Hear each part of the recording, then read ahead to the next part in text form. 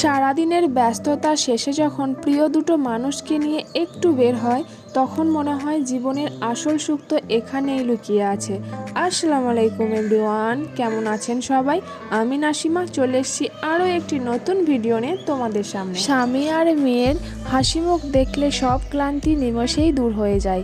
তাদের হাত ধরে হাঁটতে হাঁটতে মনে হয় আল্লাহর দেওয়া এই ছোট্ট পরিবারটাই আমার পৃথিবীর সবচেয়ে বড় নিয়ামত। পরন্তু বিকেলের সোনালি আলোয় একসঙ্গে কাটানো প্রতিটি মুহূর্ত স্মৃতির পাতায় জমা হয়ে থাকে। হয়তো সময়ের সঙ্গে সবকিছু বদলে যাবে, কিন্তু এই ভালোবাসা, এই একসঙ্গে থাকার আনন্দ আর এই ছোট ছোট বিকেলগুলো চিরকাল হৃদয়ে রয়ে যাবে। তবে যাই হোক, আমরা গিয়েছিলাম একটু কেনাকাটা করতে, আর শুধু কেনাকাটা করলে তো হবে না, কিছু খেতেও হবে।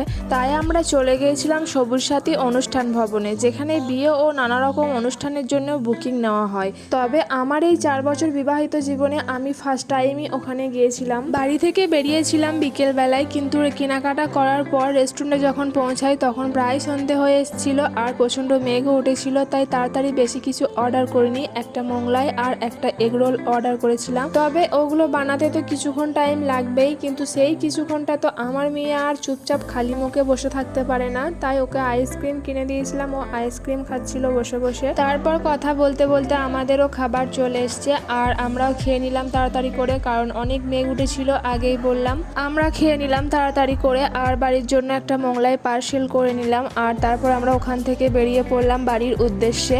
তো যাই হোক, সবাই ভালো থাকবে, দেখা হয়ে যাবে নেক্সট কোনো ভিডিওতে। আল্লাহ হাফেজ।